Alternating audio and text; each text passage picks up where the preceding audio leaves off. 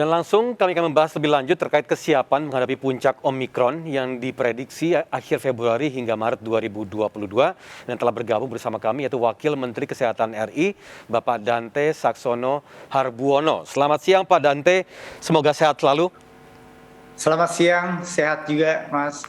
Baik, terima kasih Pak Dante atas waktunya. Nah, langsung saja nih pertanyaan pertama, jika puncak gelombang kedua COVID-19 di tahun lalu itu 57.000 kasus. Nah, gelombang ketiga diprediksi 150.000 kasus dalam sehari. Nah, bagaimana kesiapan pemerintah dalam hal ini, Pak? Jadi pemerintah mempersiapkan terutama dalam fasilitas kesehatan di rumah sakit. Di seluruh rumah sakit di Indonesia itu akan disediakan sekitar 82 ribuan tempat tidur untuk penanganan COVID. Ini sebenarnya cuma 21% dari kapasitas tempat tidur yang ada di seluruh Indonesia. Bisa ditingkatkan 30-40% hingga mencapai 120.000 kapasitas tempat tidur. Saat ini yang sudah terisi adalah 24.000. Jadi kita masih punya kapasitas tempat tidur yang belum terisi. Serangkaian persiapan untuk rumah sakit sudah dilakukan, melakukan pemanggilan kembali kepada relawan kesehatan, kemudian menyediakan obat-obat yang cukup, kemudian menyediakan oksigen dengan jumlah yang cukup. Tetapi yang paling penting adalah penentuan kebijakan. Kebijakan tersebut adalah bahwa karena karakteristik dari kasus Omikron ini terutama ringan, maka rumah sakit hanya akan merawat pada pasien-pasien dengan kondisi sedang dan berat. Jadi kami menentukan dan berharap masyarakat untuk tidak dirawat di rumah sakit kalau kondisinya ringan, tetapi lebih banyak dirawat di rumah.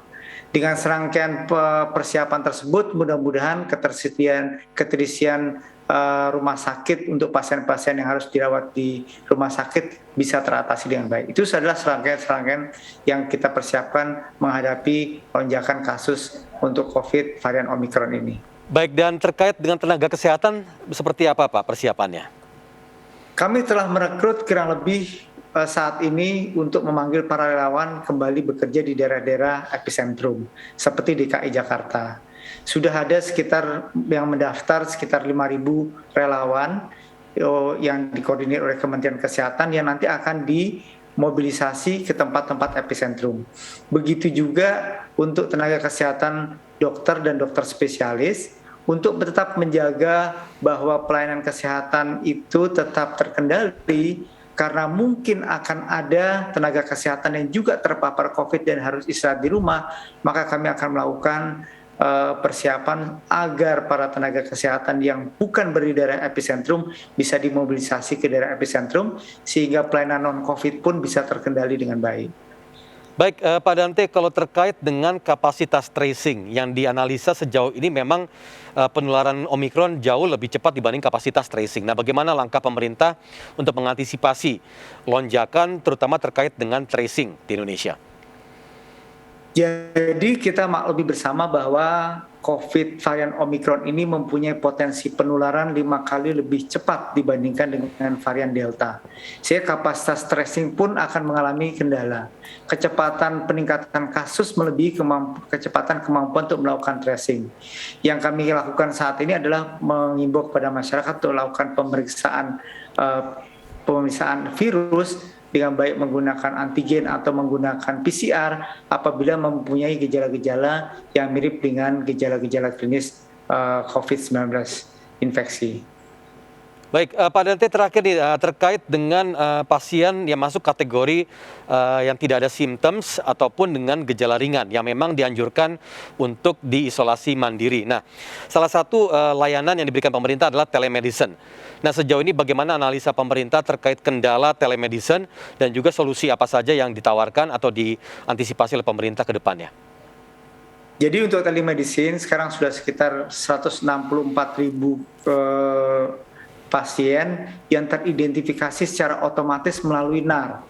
Melalui NAR itu New All Record. Jadi kalau pasien itu melakukan pemeriksaan di laboratorium akan menginput hasilnya, kemudian secara otomatis akan recall oleh Kementerian Kesehatan melalui program telemedicine dan kemudian akan diberikan terapi secara telemedicine dan akan diberikan obat-obat gratis.